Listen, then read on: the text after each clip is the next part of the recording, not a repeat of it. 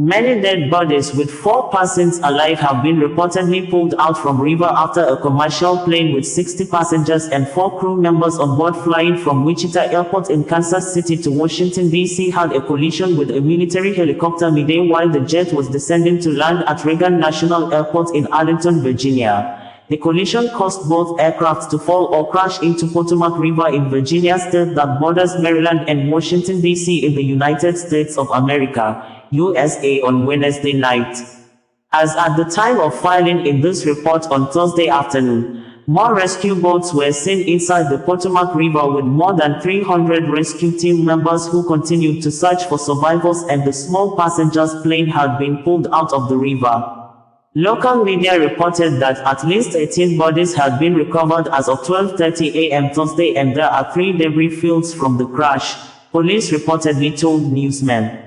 The U.S. Black Hawk military helicopter was said to be in training when it had a collision with Flight 5342 that had 64 people on board.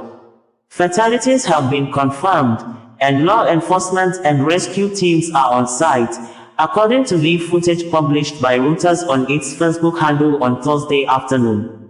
An Earthcam captured footage of the collision where the passenger's jet and the military helicopter exploded with a ball fire before both fell into the river, as seen in the video footage. All takeoffs and landings at Reagan National Airport are currently paused, according to the airport authorities. 64 people aboard the passenger jet, American Airlines says, and 3 soldiers aboard the helicopter, a U.S. official said. Senator Roger Marshall of Kansas said, as reported by Reuters, that it's really hard when you lose probably over 60 Kansans simultaneously. And I don't want to forget the pilots and the flight attendants. When one person dies, it's a tragedy, but when many people die, it's an unbearable sorrow. It's a heartbreak beyond measure. Jack Potter, president of the Metropolitan Washington Airports Authority, it's a very difficult situation out there with the cold.